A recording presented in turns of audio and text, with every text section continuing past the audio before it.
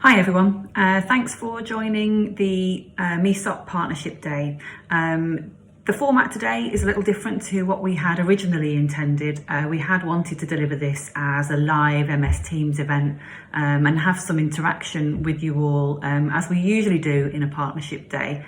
But unfortunately, things are very pressured at the moment and we didn't want to ask staff to make the decision between having to come to a partnership day or carrying on with their day-to-day work. So there are some sessions that have been pre-recorded, so please watch them, sit down, take a cup of tea or coffee, watch when it's convenient to you. You don't need to watch them all in one go. You can come back and pick up when's convenient for you. So I just wanted to do a really brief introduction today around some of the things that are happening in the Directorate and just to take a bit of time to also reflect on this past year. So as you know, at the moment, things are really busy. I know that teams are working very hard. The referral rates are high. The number of inquiries are high in our community teams. On one hand, that's really reassuring because it means that our patients are accessing our services as they need to, but it also places those pressures on the teams, which under normal circumstances, we would manage and plan around that. But obviously, as you know, the impact of sickness related to the coronavirus pandemic is impacting on our ability to deliver the services that we would usually deliver in the way that we would usually deliver them. So I'm conscious that staff are working hard, that they're covering for colleagues, and people are picking up extra work and extra shifts in order to keep things going. So the first thing that I want to say really is a big thank you to all staff for doing that. We know that that's happening across our inpatient services, within our community teams, within our liaison services, and also our admin colleagues across the Directorate are really sort of covering for each other and stepping up and making sure that all of the processes that go along with delivering those clinical services are in place and steady. So I want to say thank you for that. As we know, there's lots of pressure on us at the moment, and as a management team, we're working quite hard to try and stay ahead of the game and think about what we should do next and to kind of get ourselves ready for those contingency plans.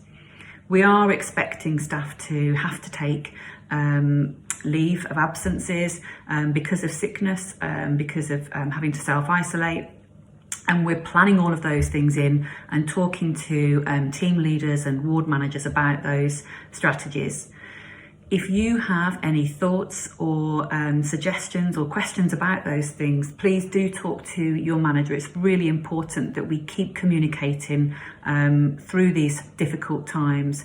One of the things that we know from our first lockdown was the feedback from you that the communication was really key. It was really important that we kept you informed as far as we possibly could.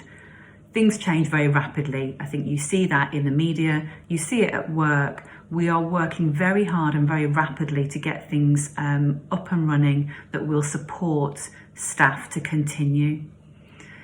So that brings me on to thinking about resilience and what that means, that ability to sort of stretch under pressure, react under pressure, but then to come back to what would be a normal way of working.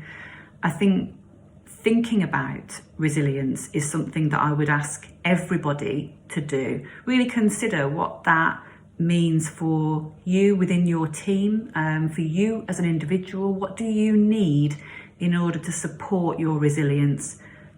I would have those conversations as a team. They're really important conversations because it's important that we consider what does it look like when our resilience starts to wane or go low.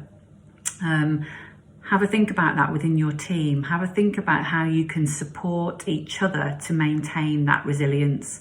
And it might be that you want to build in some time out away from work conversations, building in a set amount of time every week where you can check in with each other and have a think about how it's feeling at work at the moment. It's really important that we do that so that we can support each other and respond and react.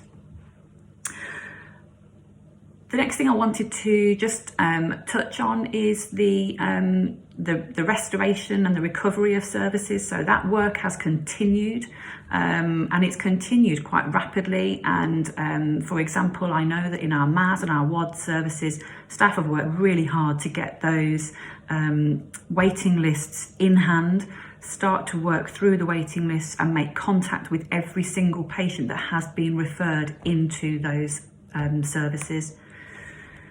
It's an improving picture, but it is a long-term piece of work. For our MAS waiting lists, we've had them for a really long time and they've been excessive, but the commissioners have supported the redesign of the service and are planning to invest in the service so that we can offer a more MDT model. Recruitment is ongoing now and we've got a plan to recover those waiting times back down to less than 6 weeks within the next 18 months, and we'll maintain that. Our aspiration is to reduce it further, actually, so that when patients are referred for a dementia assessment and diagnosis, that we can rapidly bring them in and get them in touch with the right services at the right time. The other transformation that we're doing is along our dementia pathway as a whole. So we're trying to build our service pathways along a dementia pathway and a mental health pathway. For our dementia pathway, obviously we're going to be starting with a diagnostic element of the service. That's going to be our MAS and our WAD services. And then we're going to look at how we deliver our services from post-diagnostic care through to care for people that are living within their own homes, within their own communities, right the way through to patients where their dementia has progressed and advanced to a severe stage, a moderate to severe stage, where we might need to deliver inpatient care or dementia outreach support into our care homes. We're building that pathway. We're looking at redesigning things, moving our resources around to make sure that they are there, ready for when the patient needs them. And Elaine Mallard is going to talk a little bit about that later on in one of the other sessions. In terms of our inpatient offer for our dementia patients, again, that's going to form part of a big piece of transformation, as you know, that will be inclusive of the Millbrook site.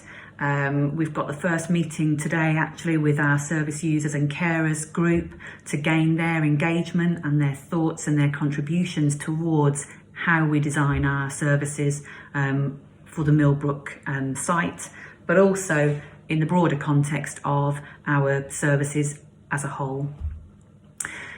The other part of our pathway redesign is obviously for our mental health patients along a functional pathway.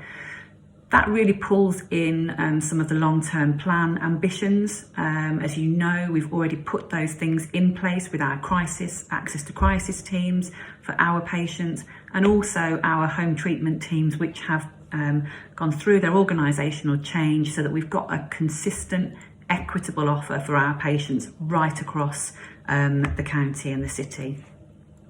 There's more work for us to do there, and we're sort of wanting to take stock of where we are, examine how our services interact and align to other services like the crisis service, and make sure that the transfers of care for our patient are smooth, they're efficient, and they're at the right time. So we're looking at building that in as a resource to our pathway with a transfer of care resource who will act as an anchor point, if you like, to really make sure that we are admitting patients to hospital when they need to be admitted in a timely way, but where patients are more appropriately supported within the community, that we are accessing crisis services and home treatment to make sure that that happens for them. There are other things that are coming that you'll be aware of through having a look at the long-term plan or through conversations that are happening in your teams. One of the roles that we really want to look at and explore and implement into MHSOP is the peer support worker role.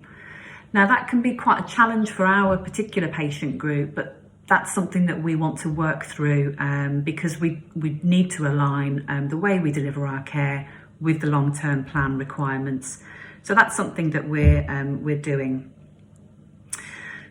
The other thing that I just wanted to pick up on and let you know about was the work that we've started and that we as a directorate have committed to in line with our equality, diversity and inclusivity agenda. We've built into our business plan a commitment to tackling equality and diversity issues across our services within our directorate, so within our staff team, making sure that those issues are considered and addressed where they need to be, and also within our services that we're thinking about equality, diversity and inclusivity. We've built that into our business plan so that we need to assign some actions to it. I think it's really important that we do that and that we're held to account for having done it. So for example, we used the opportunity of Black History Month in October to send out an ask really for our BME colleagues to share with us their experience of working within MHSOP.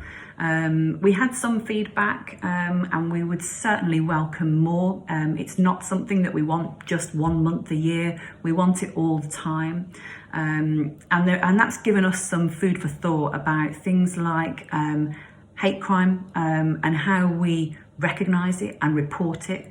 And there's some work that we need to do with our team leaders, our ward managers and colleagues across the directorate to make sure that hate crime is recognised, it is reported, and that staff are supported when that happens. So there's some work that we want to do with other minority groups across the directorate, and you'll see more about that over the coming months.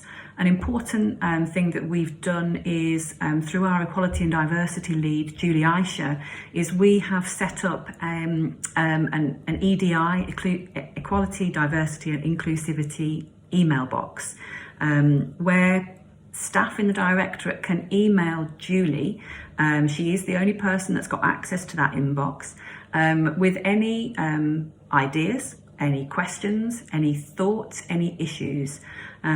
Julie will take those and she will respond where there are things that need to be escalated or reported up to us as the senior managers in the directorate. She will anonymise those so that it's a safe space for people to be able to raise their hand and say, something's not quite right here, could you please take this forward? And we thought that was important. I think it's an evolving picture. It's something that we need to work on. Staff need to feel safe to be able to speak up. And we're going to try that out as one mechanism to do that. But equally, if you've got thoughts about how we can do that differently or do it better, send those ideas through to Julie Aisha as our equality and diversity lead for the directorate. We'll share the EDI email address with you as part of this presentation. Those are the main things that I wanted to pick up on. I don't want to repeat what other people are saying. I'm hoping that we will have our contingency plans in place so that we can all look forward to Christmas. I'm hoping that the restrictions will be eased on us in wider society for Christmas, so that we can all enjoy a bit of time with our friends and family. But there's a lot of uncertainty at the moment.